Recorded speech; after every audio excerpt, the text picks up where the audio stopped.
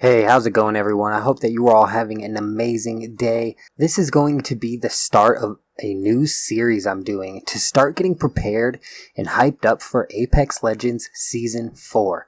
And it's going to be a deep dive into every Legend's backstory and their lore. This series will specifically focus on the canon lore that we have, focusing on the stories that Respawn is trying to tell.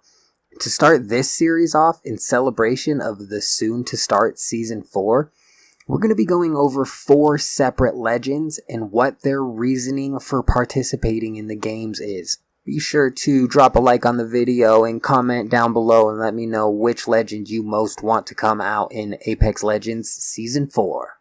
Starting off with Pathfinder, the incredibly optimistic Marvin unit has an unfortunate and tragic backstory. In the Apex Legends universe, Marvin robots are highly intelligent, automated assistants who are often created to perform manual labor. Marvins can be fitted with attachments that assist them in whichever tasks that they are designed for, which in Pathfinder's case is grapples and zip lines that help him reach high or hard to reach places for location scouting and or surveying. Needless to say, Marvins are all created with a specific purpose or task to perform. But sadly in Pathfinder's case, all he remembers is waking up in a laboratory with no idea how he got there. With no owner or creator, Pathfinder lacked a purpose, so he set out to try and find his creator. Searching vast distances for his creator, Pathfinder unfortunately was taken advantage of often, being tricked into performing tasks with false promises of information about his creator. Naive to the facts that humans can lie, Pathfinder accepted every task that came his way, and apparently after 341 days of searching for a creator, Pathfinder found himself working at the Electric Chicken, essentially a fast food place. But the Electric Chicken is important to Pathfinder's backstory because the owner hinted to Pathfinder at the fact that public houses may be a good spot for him to look for information.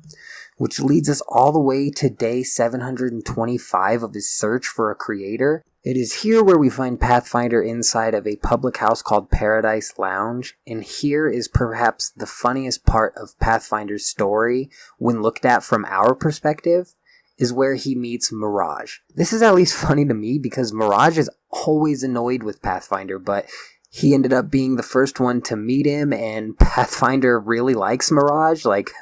I just learned all of this recently, and it gives me a good chuckle. But anyways, it was Mirage who told Pathfinder that people were taking advantage of him, and that he shouldn't be working for free. It was also Mirage who told Pathfinder about the games, and how winning would put him into the spotlight, which could potentially lead to Pathfinder's creator finding him. Even though Marvin units are robots, they do display some simulated emotion, as well as the ability to learn through their surroundings. And fortunately for Pathfinder, his attachments are powerful fits for the Apex games, making him quite the competitor. Marvin units are not meant to be as highly skilled at communication or combat as Pathfinder is, which leaves a lot of questions about who exactly Pathfinder's creator is. Pathfinder has grown to be quite respected in the Apex games from both fans and legends alike. The second backstory we were going to cover today is a short one, and it is Bloodhound. Bloodhound was the legend that I used the most at the launch of Apex Legends, and part of the reason that I liked Bloodhound was the mystery that shrouds his story. Many theories of Bloodhound's origins have grown from fans inside of the Apex Legends community. Rumors range from Bloodhound being insanely rich to him being some sort of Goliath whisperer, but truthfully Bloodhound's origins are unknown. Bloodhound seemingly has a strong connection spiritually to the Norse gods, and also uses technology to his advantage to help him track and hunt prey. We now know that Bloodhound was once and perhaps is still not the only one of his kind. In the past, he fought alongside his companions with the same Norse beliefs. There's a lot of story to unpack with Bloodhound, as we know that Bloodhound's bird is named Artur, but there is a reference to a human character named Artur who is related to Johan and Brigader, who was a couple that moved to World's Edge before the events that led to the World's Edge that we know today. Bloodhound is still shrouded in mystery, and perhaps if Respawn releases a campaign mode in Season 4, we will be filled in more on what exactly all of this information means. Is Bloodhound's bird a new form of the human Archer? If so, I mean, what happened to Johan and Brigadier? And not to get too far into speculation, let's just move on to our third legend for this video, which is going to be Gibraltar. Now, we know Gibraltar's first name is Makoa, and he is one of the few legends who participates in the game for ethical reasons. Gibraltar grew up with two parents who were volunteers of SARAS, or Search and Rescue Association of Solace. In Gibraltar's life, he had an incident where he was trapped in a mudslide while on a motorcycle ride. His father rescued him, but he ended up losing his arm in the process. Growing from this mistake, Gibraltar then dedicated his entire life to saving others, joining SARAS as well. With the Apex games growing in popularity, Gibraltar was seeing a lot of his friends and family joining the games in search for their own fame and glory. So Gibraltar joined the Apex games in order to protect his friends no matter the sacrifice. Though he is supportive in nature, Gibraltar can have an aggressive side and will do anything to keep the ones that he knows safe. The last of the 4 legends that I'm going to cover today is my favorite legend to use because I truly just feel weighed down when I use other legends, and that is Octane. Officially known as Octavio Silva, he grew up under the shadow of his father, who was the CEO of Silva Pharmaceuticals. Octavio was supposed to be his father's predecessor and take over the family business, but not wanting to be the CEO, he pursued his passion of posting clips and videos of himself doing insane, daredevil-like stunts for fame. And he was building quite the following doing so. But Octane took his antics further and further until when he attempted to break the World Gauntlet record.